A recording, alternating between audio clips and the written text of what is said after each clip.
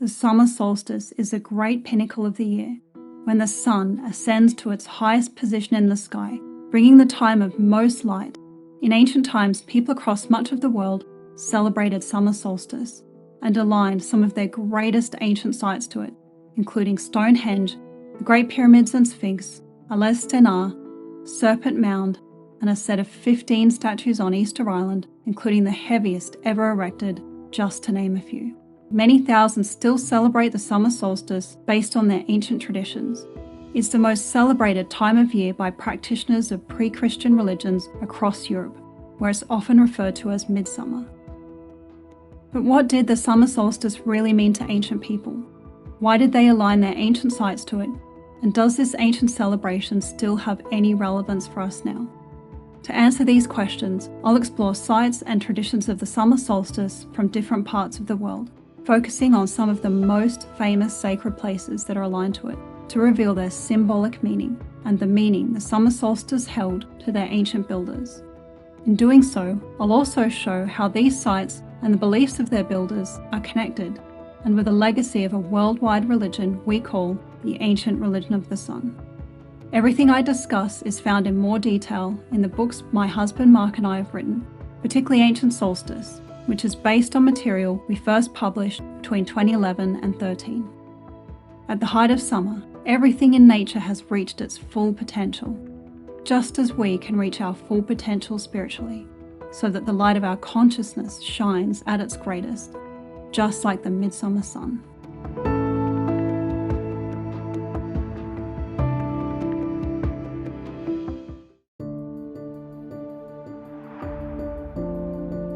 The summer solstice generally occurs on the 20th or 21st of June in the Northern Hemisphere, on the 21st or 22nd of December in the Southern Hemisphere. It's one of the 4 major transitions in the sun's apparent journey through the sky each year. Because the Earth is tilted as it orbits around the sun, the amount of sunlight that areas of the Earth receives gradually increases or decreases, which creates the changing seasons. This cycle is illustrated by the ancient yin-yang symbol, which shows how the year can essentially be divided into a light half in which the days are longer than the nights and a dark half in which nights are longer than days. The winter solstice occurs when darkness has reached its maximum and the length of night is longest, while the summer solstice is its opposite, being when light is at its maximum and we experience the longest day of the year. It's also when the sun reaches its highest elevation in the sky.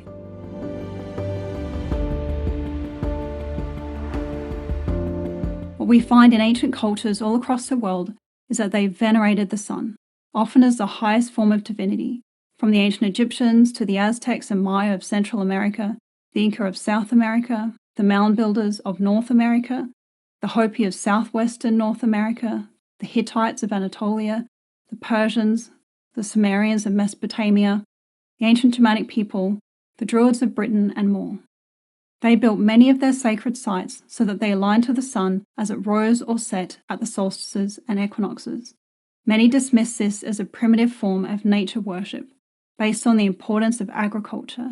Yet some of these ancient civilizations were the most developed in the world and built some of the most advanced sites on Earth.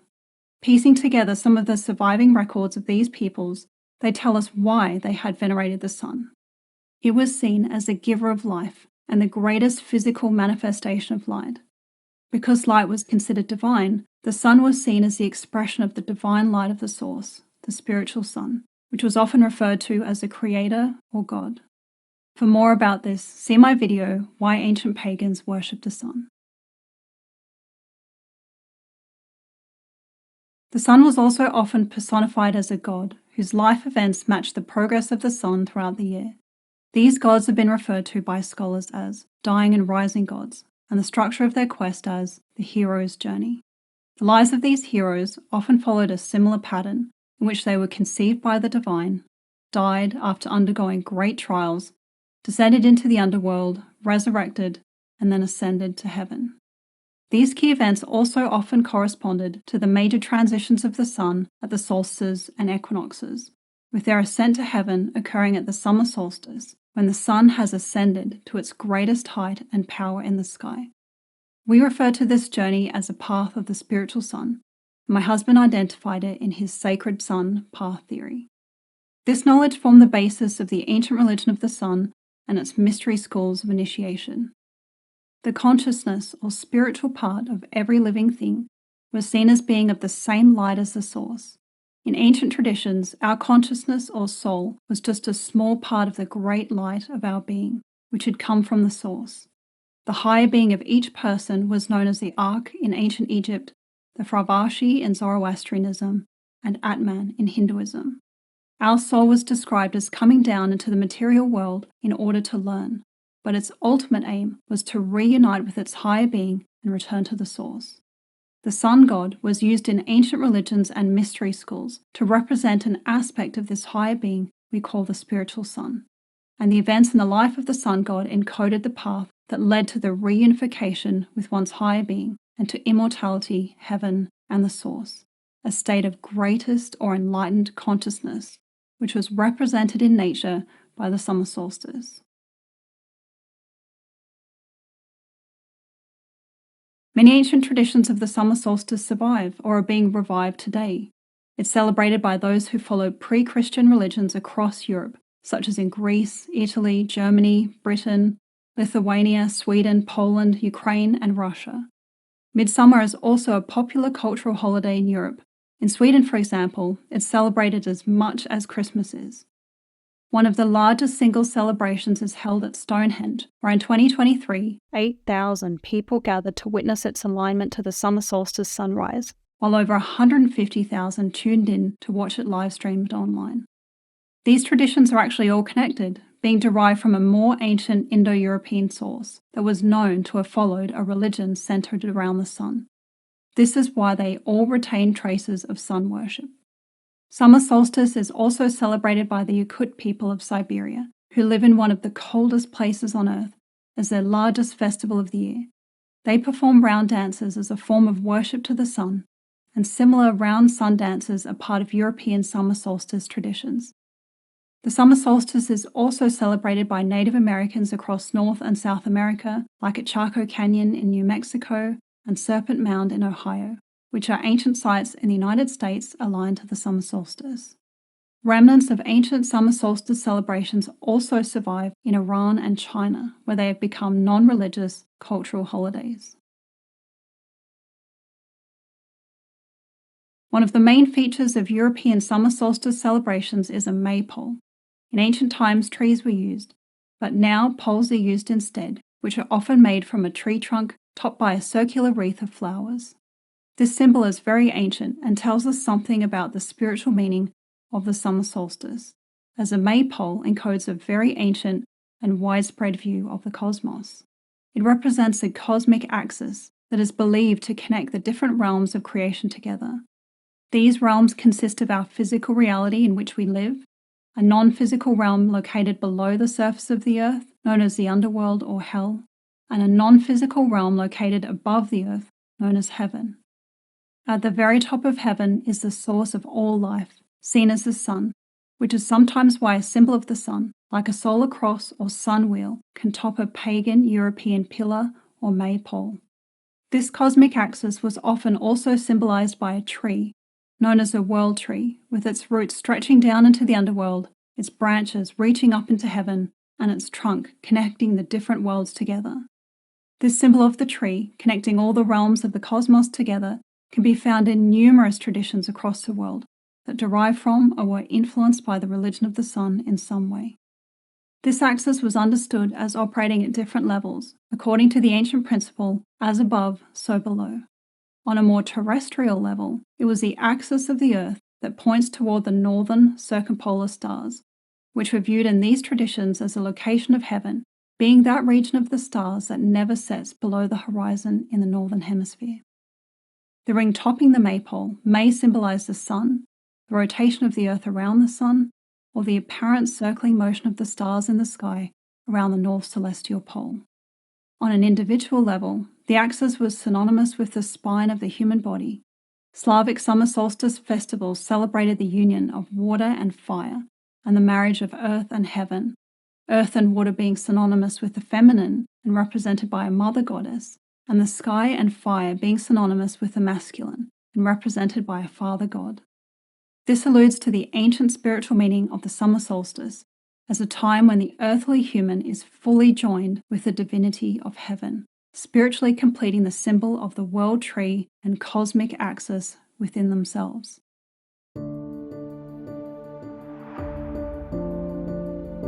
There are so many incredible ancient sites aligned to the summer solstice.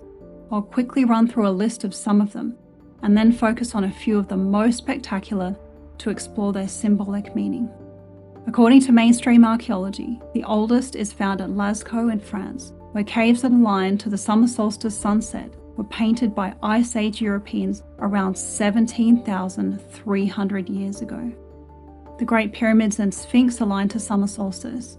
We and a number of researchers believe they could date back to 36,500 BC, which, if true, would make them the oldest site aligned to the solstice. Next is Enclosure F at Göbekli Tepe in Turkey, orientated to summer solstice sunrise and believed to be nearly 12,000 years old. Then, in no particular order, Yazilikaya Rock Sanctuary in Turkey, the Ziggurat of Iraq, Stonehenge, England, the Assyrian, Egypt, Nabta Playa, Egypt, Ajanta Caves, India, Ponkri Bujwadi, India, Ahu Tongariki, Easter Island, Wadi Yoang Stone Arrangement, Australia, Serpent Mound, Ohio, USA, Chaco Canyon, New Mexico, USA, Bighorn Medicine Wheel, Wyoming, USA, Cahokia Woodhenge, Illinois, USA, Remark's Sacred Landscape and Majorville Medicine Wheel, Alberta, Canada, the Temple of the Sun at Palenque, Mexico, El Castillo at Tulum, Mexico, the Pyramid of the Magician at Tulum, Mexico, the Lost World Pyramid at Tikal, Guatemala,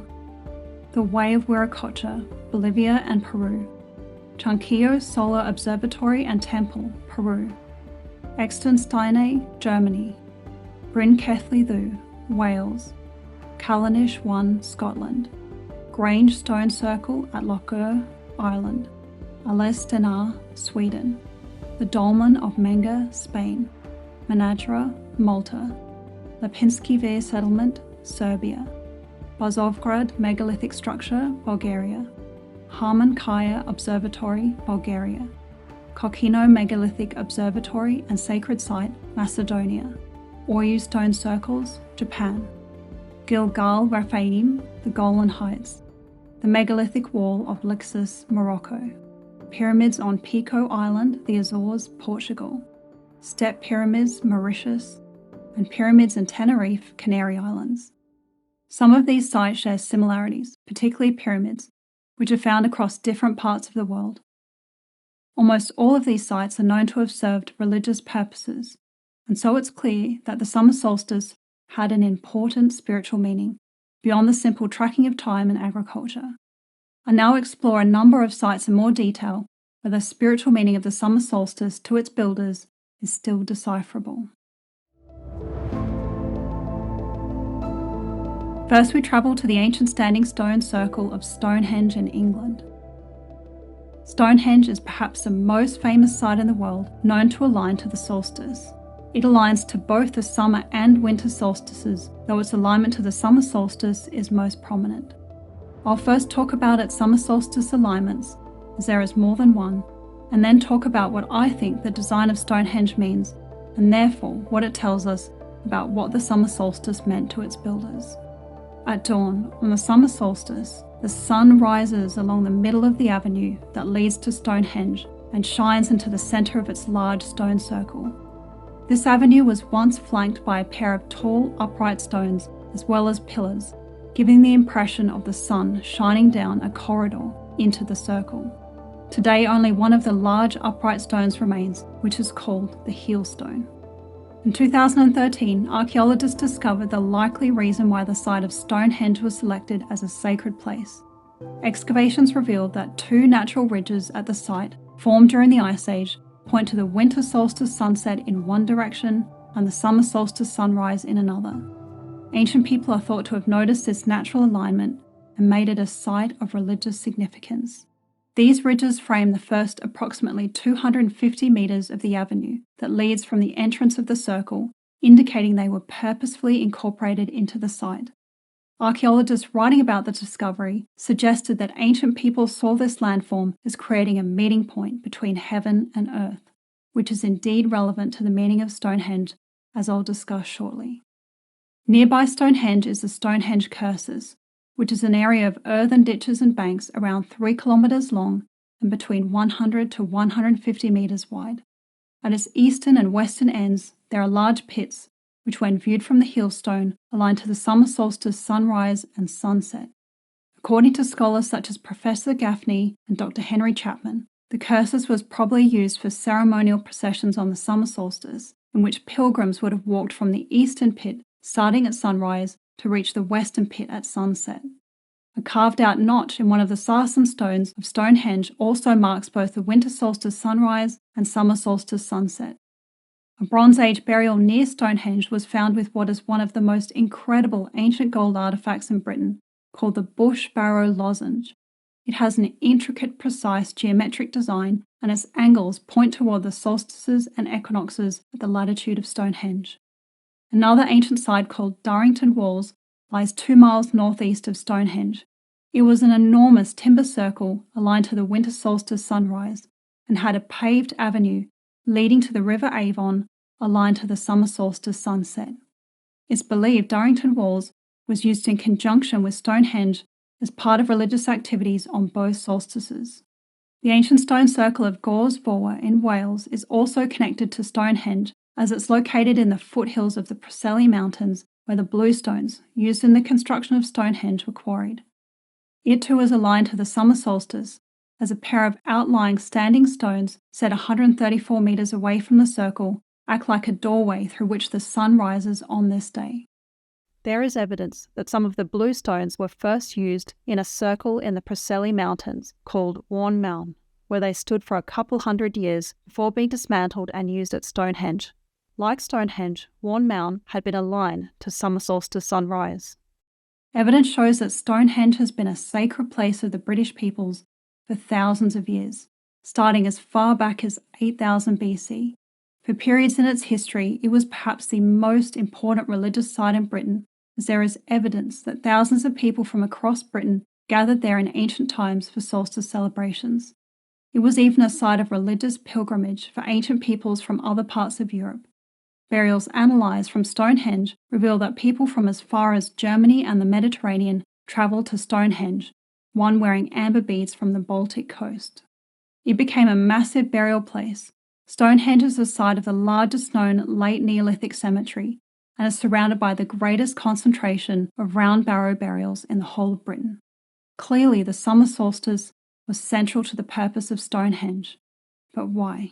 Here I'll explain our theory, which would give an incredible spiritual purpose to Stonehenge that is still relevant. Stonehenge essentially consists of a number of elements: an innermost horseshoe-shaped arrangement of bluestones, encased in a horseshoe arrangement of the huge iconic sarsen stones, open toward the summer solstice sunrise. These are enclosed inside a circle of bluestones, which are again enclosed in a circle of sarsen stones.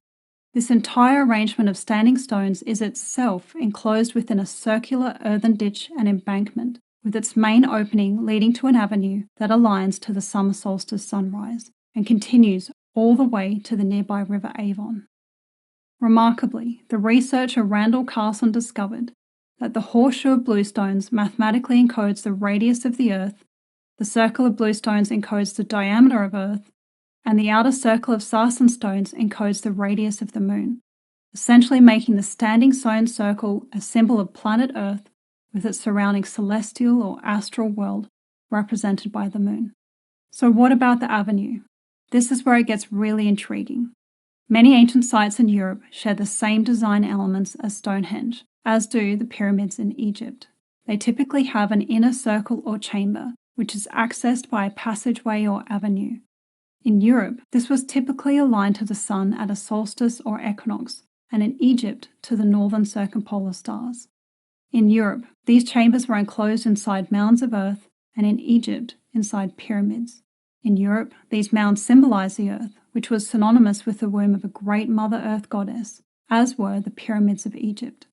The passageway leading from the interior of the mound and pyramid to the outside was her birth canal. But there is more to it. About 6 months ago, I glanced at a photo taken from the inside of Maypole in Scotland, looking out its passage, which is aligned to the winter solstice sunset. Suddenly it struck me that looking out the passageway toward the sun from inside the dark inner chamber created the same visual effect people famously see in near-death experiences when they travel through what they describe as a dark tunnel into the light. That is, one of the most common experiences that people have when they die, and then give an account of when and if they revive, is of leaving their physical body and traveling up into the sky, into a huge dark tunnel that seems to wind through the stars. At the end of this tunnel, they describe a light, which is like the sun, though thousands of times brighter, which they usually perceive as what they call the Creator, Source, or God. At the end of the tunnel, they are greeted by this light and enter what they describe as heaven, which they see as the most beautiful garden. Ancient people had the same experiences, as we've documented in our book, The Spiritual Out-of-Body Experience, and these experiences largely formed the basis of their ancient sites and religion. What I realized then is that the avenues and passages of ancient European sites symbolize the tunnel leading from earth to heaven. This tunnel really exists and is actually a portal which takes someone from the out-of-body realm known as the fifth dimension and astral plane to the higher realm of heaven. The ancient Egyptians even gave this portal a name, the Arkhet, and located it in the east, the place where the sun rises, which is one of the reasons why I believe the passages of so many ancient European sites are aligned to sunrise on a solstice or equinox. In Egypt, this portal was symbolized by a passage that led east from the inner chamber before turning north to exit the pyramid in the exact direction of the northern circumpolar stars, which were viewed as the location of heaven. Bringing this all together, what I believe this means is that the circular henge and standing stones of Stonehenge were meant to symbolize the earth. The avenue symbolized the portal leading to heaven, and the sun, the light of the Creator and Source, at the end of the portal in heaven. We describe this as part of our ancient Europe OBE theory in our book, The Spiritual Out-of-Body Experience. This ties in with the beliefs of the Druids, who, according to Morian or Morgan, believed the entrance to heaven was located at the point where the sun reached its height at the summer solstice. This is echoed in ancient British traditions, as according to Robert Graves, the Oak King, god of light, departed at the summer solstice to the Corona Borealis constellation in the northern sky, seen as a heavenly castle, and in Baltic tradition as a place of flowers, which would indicate he ascended to and entered heaven at the summer solstice. Graves also writes that the ancient sacred sun kings of Ireland that had ruled during the Bronze Age had likewise sought to ascend to this heavenly castle after death. There is yet another alignment at Stonehenge, which connects it to ancient Egypt and is related to the ascent to heaven at the summer solstice. This alignment is created by the so-called station stones. Karl Bulowski discovered a line drawn from station stone 91 through 93, targeted the heliacal rising of Orion just minutes before sunrise on the summer solstice at around 2600 BC. This is around the time the station stones are believed to have been erected. As I'll discuss next, this very same celestial event is described in the ancient Egyptian pyramid texts, where it portrayed the ascension of the god Osiris to the northern region of the sky at the summer solstice, and these texts date to around this same time. Additionally, Bulowski discovered a number of geometrical features shared in common between Stonehenge and the Great Pyramids. For example, the perimeter of the rectangle created by the station stones equals the length of one side of the Great Pyramid. This same-sized rectangle was also used as the basis of a Stenar, as I'll discuss further on. Stonehenge, then, could have served as a symbolic gateway leading from the earth to heaven. Those ancient Britons gathered at Stonehenge to celebrate the summer solstice, likely saw it as a time of ascension into heaven, just as it was in ancient Egypt, as I'll explain next. No wonder it became one of the largest burial sites in Britain, as people must have buried their dead there in the hope they would be transported to heaven in the afterlife. The site of the Great Pyramids, which also aligns to the summer solstice, likewise became a massive burial site, being known as the necropolis, meaning city of the dead. Stonehenge is what we call an ancient portal site. It's likely to have been an attempt to open and send people through the portal to heaven, both the souls of the dead, but also those of the living, during out-of-body experiences, in rituals held for initiates, which is something we explain further in our book, The Spiritual Out-of-Body Experience. Portals allow things through in both directions, and so it's possible it was used not only to send people to heaven, but to bring the energies of the source, the spiritual sun, from heaven to earth. Furthermore, it essentially creates the same symbol as the Maypole, planted in the earth and topped by the sun. The avenue too was a symbol of the cosmic axis, connecting the circle of earth to heaven, with the sun as a source at its peak. Although most see Stonehenge as a completely unique site in the world, there existed other ancient sites that look near identical to Stonehenge, having the same gigantic stone trilithons in present-day Libya as well as in India. Ancient megalithic trilithon designs have also been noted as being found in Egypt, in the temples of Malta, and as entrances to chambered mounds throughout Europe. The connection between ancient sites in North Africa and Stonehenge is further reinforced by the presence in North Africa of cairns, barrows, dolmens, and standing stone circles just like those found in Europe, and particularly Britain. It's clear that Stonehenge was built as part of a widespread religion, which we call the religion of the sun, which the summer solstice was naturally a time of great celebration. We now travel to Egypt, to another of the most spectacular and meaningful alignments to the summer solstice. The Great Pyramids and Sphinx are the most famous ancient sites in the world, the Great Pyramid arguably being the most enigmatic and advanced. Yet their alignment to the summer solstice is hardly known. It was first noted by the Egyptologist Mark Lehner. When looking toward the Great Sphinx on the summer solstice, the sun appears to set exactly between the two largest pyramids behind it, crowning the Sphinx with a halo of sunlight as it does. This incredible event contains a number of profound symbols. In Egypt, the meaning of the summer solstice is connected to the ascent to heaven, just as it was at Stonehenge. This meaning is preserved in the pyramid texts, which are among the oldest texts in the world and are the oldest surviving texts in Egypt. Their oldest copy has been dated to around 2400 BC, but they are based on much older material now lost. They were inscribed onto the walls inside a number of pyramids that were built as tombs for pharaohs. They narrate the out-of-body journey the king made after death to ascend through the portal to heaven with his father the sun, to reach the location of heaven in the northern circumpolar stars. We believe they were originally based on ancient texts that had described the transformation of the initiate on the path of the spiritual sun in life, and were later adapted for kings who sought to ascend to heaven after death. James P. Allen, who has translated the pyramid texts, realized that the Egyptians had built pyramids not merely as monumental tombs, but as a kind of device that was intended to facilitate this process, which would explain why they had called them Mer, meaning place of ascension. The pyramid texts are full of astronomical references, as the out-of-body journey of the king was envisioned as happening in the sky. Graham Hancock and Robert Bevile believe, based on their analysis, that it describes the king's ascent as occurring at the summer solstice. In the text, the king was said to merge with the constellation Orion, which represented the greatest god of Egypt, Osiris, as it rose halarchically just before the sun at dawn on the summer solstice. The life force of Osiris was believed to enable the king to rise like Orion from the earth, from beneath the horizon, together with the sun. The place of the sun's rising was seen as the entrance to the portal to heaven, which the Egyptians called Akhet. After his death, the king's soul was said to journey in the embrace of the sun to heaven at the summer solstice, just as people travel towards the light at the end of the tunnel to reach heaven in near-death experiences. As the king's soul rose over the horizon, he became known as Horem Akhet, which is also the oldest recorded name of the Great Sphinx. The name means Horus of the horizon, which is apt as the Sphinx gazes due east toward the horizon at sunrise on the equinox.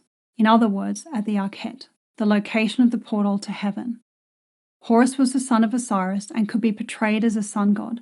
However, the name Horum Arket was specifically given to his father Osiris, as he spiritually resurrected like the dawning newborn sun. What this reveals is that the Sphinx could symbolize the resurrected Osiris, though specifically we believe the bulge on the Sphinx's chest is likely to have once been a statue of Osiris. The Sphinx itself is referred to in the pyramid text as Osiris's spiritual father Atum. He was considered the first god and creator of the universe, who was identified with the sun, particularly as its set. As we discuss at length in our book Ancient Solstice, based on numerous ancient traditions, the spiritual father is a reference to a higher part of one's being, and so the Sphinx could represent the initiate as Osiris, united with their higher being as Atum. I explain more about the Sphinx in my video on the meaning of the spring equinox.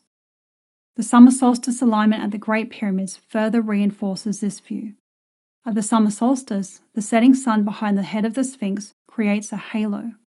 According to Randall Carlson, the extent of weathering of the Sphinx and its enclosure indicates it could be between 20 to 40,000 years old, meaning that this may be the oldest known representation of a halo in the world. Halos are depicted prolifically in ancient Egyptian artwork as suns atop the heads of spiritual beings, clearly indicating that the halo behind the head of the Sphinx was intentional. Halos are also, of course, found in Christianity, particularly around the head of Jesus, and in Eastern religions like Hinduism and Buddhism. In all cases, they indicate someone's divinity. The original meaning of the halo is revealed by the summer solstice alignment with the Sphinx, as it's crowned by the setting sun, symbol of the spiritual father Atum, one's higher being. But to understand what it means to be crowned by the sun, we have to return to the Maypole and cosmic axis. Remember that the axis could symbolize the spine of the human body, and that it too was topped by the sun. The sun at the top of the axis then can represent the sun at one's head at the top of their spine, creating a halo. The sun in this case represents one's higher being, and when symbolically depicted upon one's head, which is the seat of consciousness, it represents the completion of consciousness within us. Yet there is even more to this astounding alignment. As the sun sets between two of the Great Pyramids at the summer solstice, it creates one of the most important symbols in all of ancient Egyptian religion. It is the symbol of the primordial mound, said to have arisen from the primeval waters of the cosmos at the beginning of creation.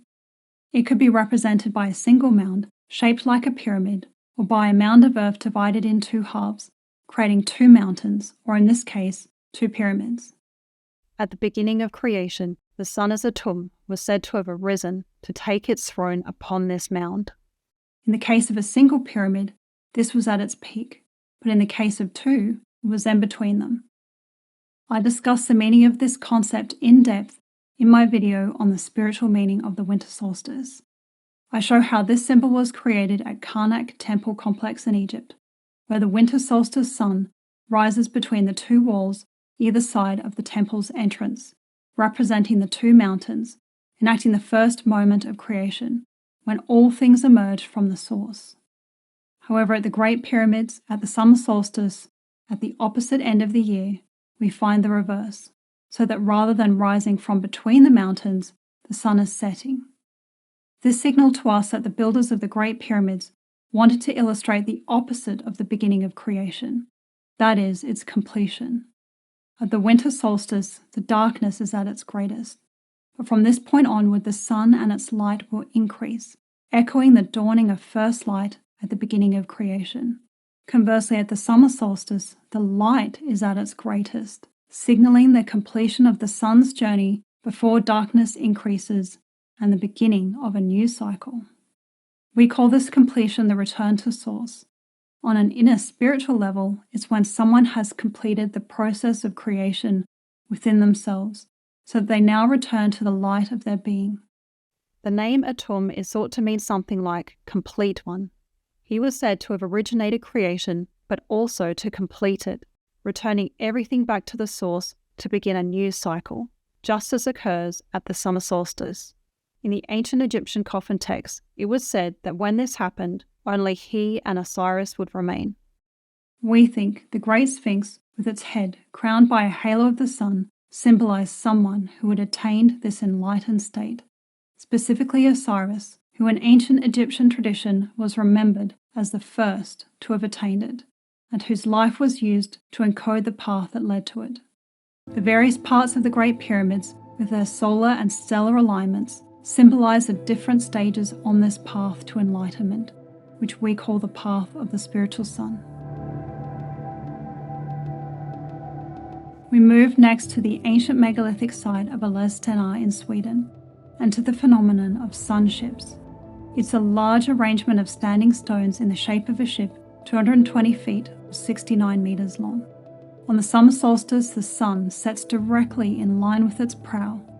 Built on a flat coastal outcrop with an expansive view across the surrounding sea, it's as though the ship is perpetually sailing on some mystical journey. What was the purpose of this enigmatic site?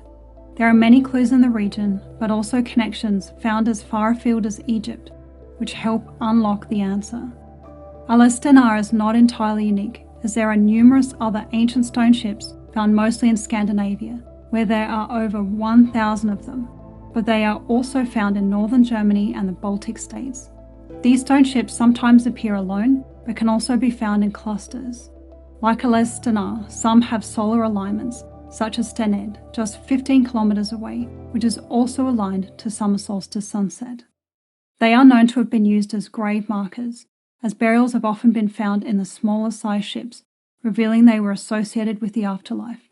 For example, the site of Lindholm Hills in Denmark is the site of a major Viking burial site, where most of the graves are marked with stones in the shape of a ship. But the larger ships, like Stenar, have often lacked burials, indicating they were used for a different purpose. There are references to sun ships in the Eddas, which are texts that preserve some of the surviving pre-Christian beliefs of Northern Europe. Sun ships are also portrayed in ancient rock carvings in Sweden, and sometimes sun worship and sun-related rituals are shown as occurring inside them. It's well known that the sun was central to the religion of Northern Europe, particularly during the Bronze Age. An expert in Norse mythology, Maria Kveilhaug, says that heaven, the divine realm of the gods, was associated with the sun, and that even though the sun became less prominent in the later Viking Age, sun symbols are still found across burial monuments during this time, showing the sun was strongly connected to the afterlife. The rock carvings of sun ships likely depict real ancient religious practices to do with the afterlife journey to heaven, and they indicate that some of the larger stone ship sites, like Stenar, may have been used for them. The theme of the sun riding in a ship is also found in other parts of the world. In the ancient Vedic texts of India, the sun is described as sailing a ship across the sky. The reason this motif is found in such distant places as Sweden and India is because both derived from an earlier common Indo-European civilization, which scholars know to have practiced a solar religion. But nowhere does this motif appear more prolifically than in ancient Egypt.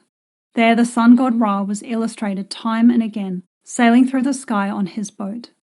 His journey through the astral realm, called the Duat, to reach spiritual rebirth and heaven in the afterlife, was the most central theme of many of Egypt's ancient funerary texts, as the king was believed to travel on board with the sun in his ship to heaven after death. For example, the pyramid texts record how after death, Egyptian kings sailed what scholars propose is either the starry stream of the Milky Way or the sun's ecliptic path to heaven in the northern circumpolar stars.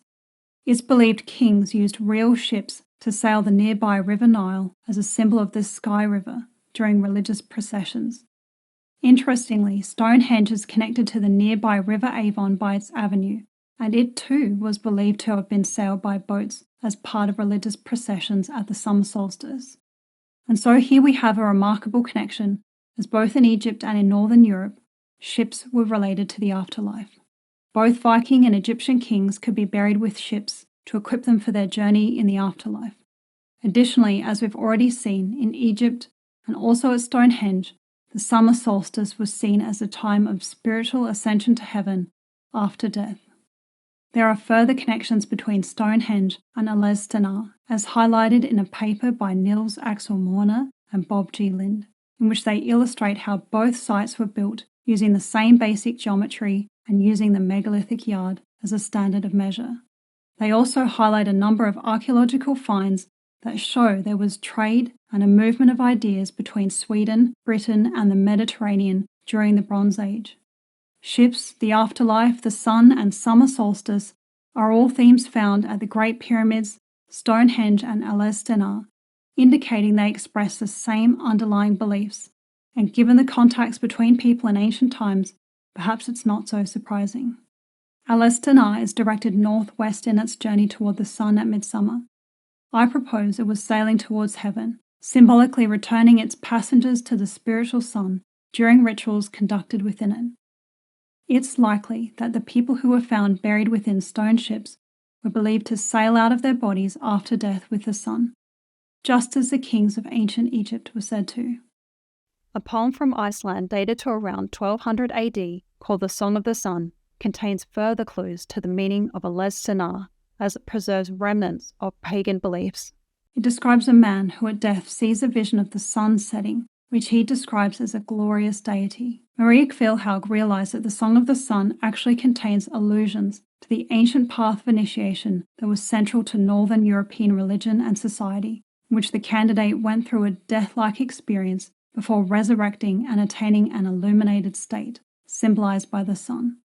Likewise, in ancient Egypt, the journey of the sun god symbolized an ancient path of initiation in which the candidate went through a death-like experience before spiritually resurrecting and ascending like the sun.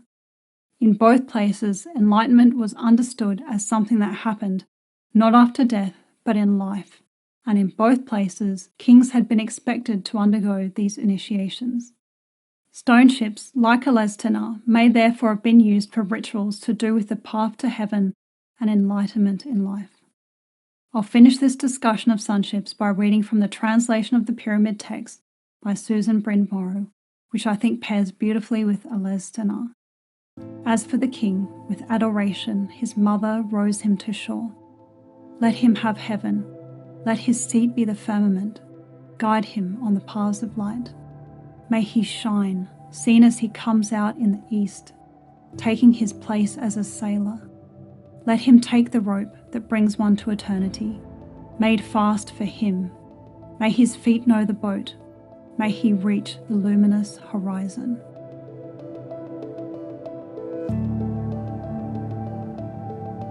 We also find references to the meaning of the summer solstice in very old texts and traditions that derive from the ancient religion of the sun.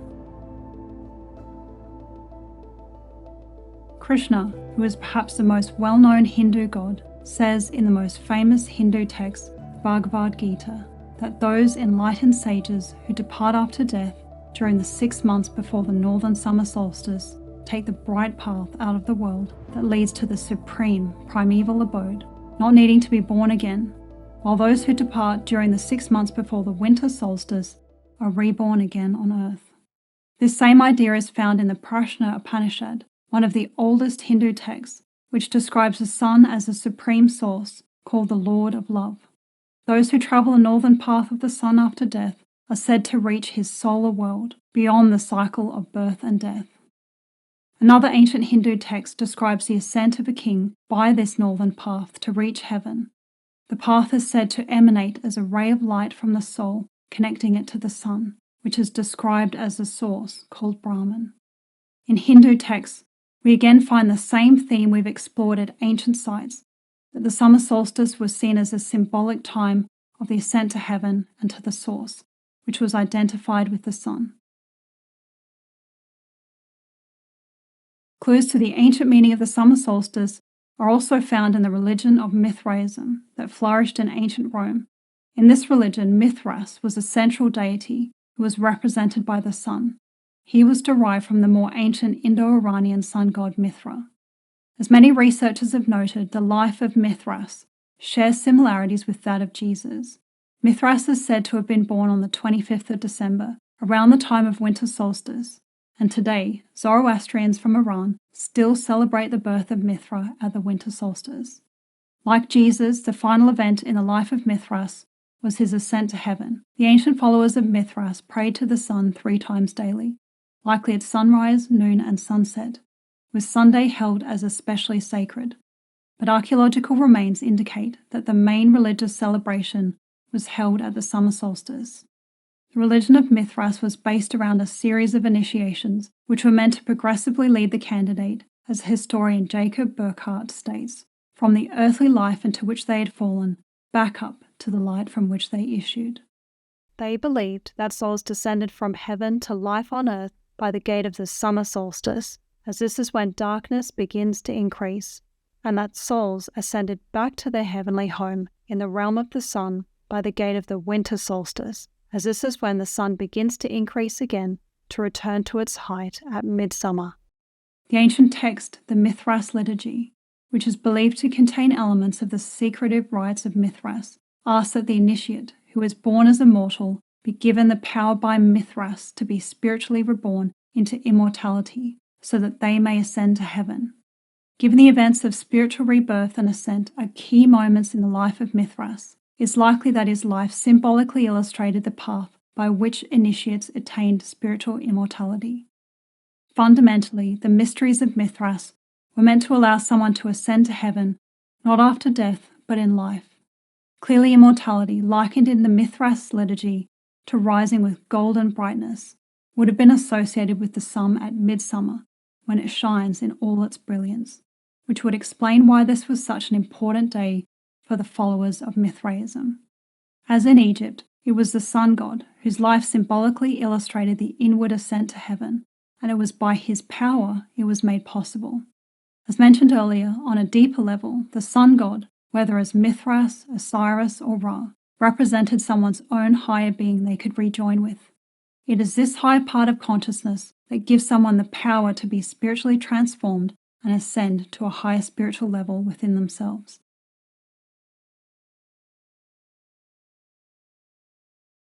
We believe the life of Jesus was also intended to illustrate the path to immortality in heaven.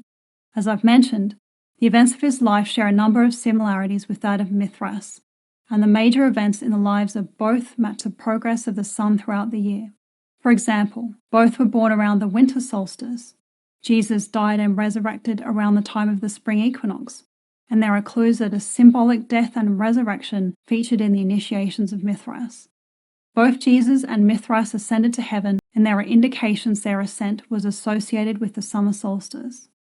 Many believe that the reason for these similarities is that Jesus was merely a made-up figure whose life was based on the solar year and upon existing ancient deities in the region, such as Mithras. But we offer a different explanation, which is that Jesus had been a real person who was going through the path of the spiritual sun at an advanced level. His life served his own spiritual development and as a teaching that symbolically showed this spiritual path to others, as the lives of other deities like Mithras, Ra, and Osiris did. There is a lot of historical evidence that Jesus really existed, and there are ancient records that reveal Jesus prearranged some of the events of his life, indicating he intended them to convey a message. There are also signs he spent time with other spiritual groups before beginning his public ministry. A number of scholars believe that one of these groups is likely to have been the Essenes, an ancient spiritual community that lived on the shores of the Dead Sea, possibly at the ancient site of Qumran in the West Bank. They appear to have followed a now lost form of Judaism that saw the sun as the highest expression of God, just as it was in the ancient religion of the sun. For example, the Jewish historian Josephus Flavius, writing in the 1st century AD, said that he observed the Essenes praying before sunrise as though the sun represented God, and that this custom had been handed down among them for generations. It is believed by many scholars that the ruins of an ancient stone building at Qumran are the remains of an Essene monastery. The largest room is aligned to the summer solstice sunset. Some believe it was used for rituals, and 2 altars at the eastern wall of the room may have been illuminated by the solstice sunlight, which would indicate this day was of great spiritual significance to them. In the 4th century, the Bishop of Cyprus, Epiphanius, wrote books listing 80 groups he considered heretical. One of them was the Samsaeans, whom he identified as having formerly been Essenes, but as having accepted an unorthodox form of Christianity, making them neither Jews nor Christians in his eyes. The name Samsaean means sun worshippers, and so their existence indicates there was an early form of Christianity based on sun worship. At the very end of his life, Jesus is said to have ascended to heaven, sometime not long after his resurrection, which occurred around the spring equinox. I don't personally believe he physically ascended to heaven, or that anyone does. Rather, the references to his ascension are likely to be a symbolic illustration of the inward spiritual ascent that occurs at the end of the path to enlightenment, as ancient Gnostic texts indicate. References to his ascension in the New Testament are extremely brief and vague, but there are more detailed references to it in other early Christian texts that were excluded from the Bible and banned by the early church as heretical. These texts are called Gnostic, and most have only resurfaced in the last 2 centuries or so, after remaining hidden or lost for over 1,000 years. In one of these texts called Pistis Sophia, the ascension of Jesus is described in detail. It says that at his ascension, after the sun had risen, a powerful light came over Jesus, which is referred to as the last limit, the total ascent, the purpose of existence, and the source of everything. In another passage, the disciples see Jesus after he has ascended, shining in heaven with an incredible light. Clearly, the ascension of Jesus was associated with the radiant sun, like the sun at summer solstice, shining with its greatest power. In this same text, Jesus is attributed as narrating the perilous journey of the soul, called Sophia, through the world of matter, until its return to the divine source from which it came. Jesus goes on to say that this ascension is not something that happens physically or after death, but inwardly in this life, so that someone is a man in the world and yet is a king in the light.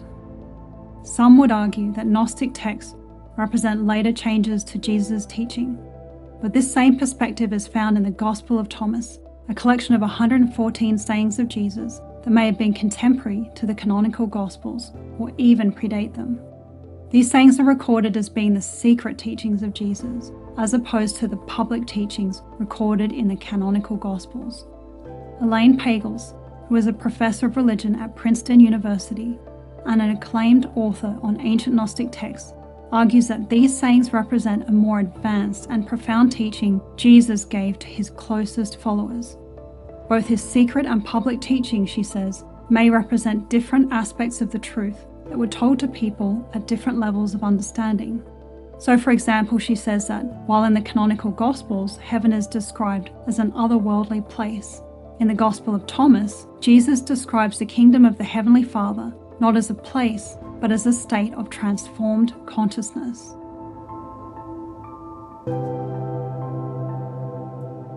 After the soul, Sophia, has ascended, Jesus describes her head as being wreathed by flowers and by light.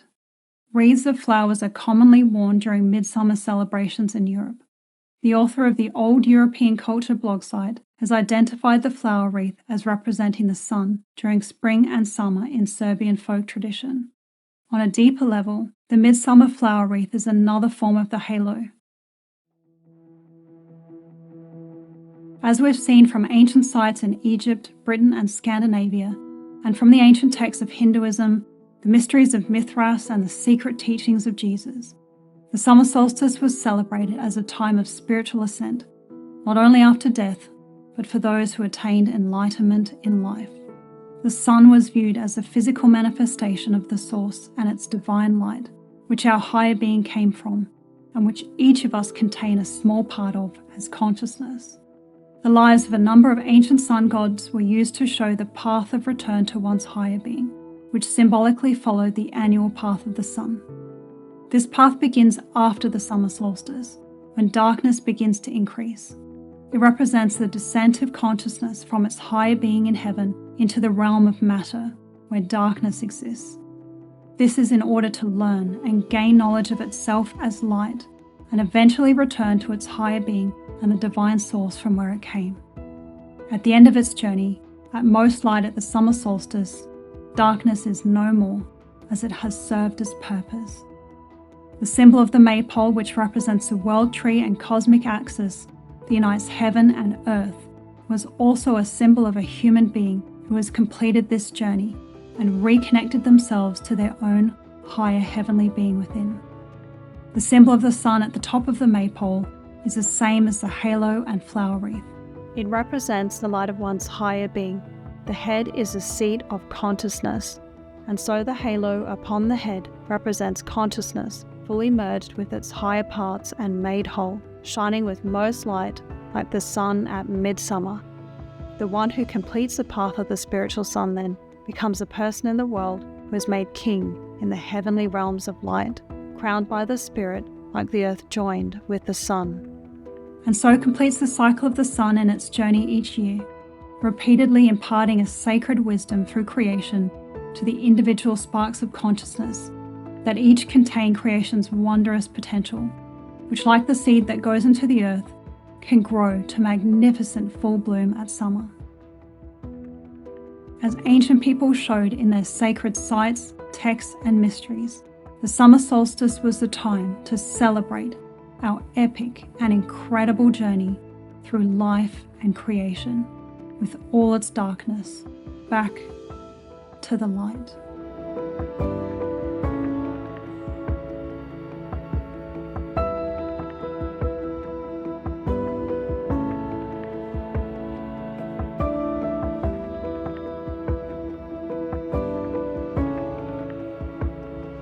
This video is part of a series about the ancient meaning of the solstices and equinoxes. You can find my video about the winter solstice and spring equinox in the description, and I'll be making a video about the autumn equinox in the coming months. I'll also be making videos about how to celebrate these times of year based on ancient traditions and their deeper spiritual meaning.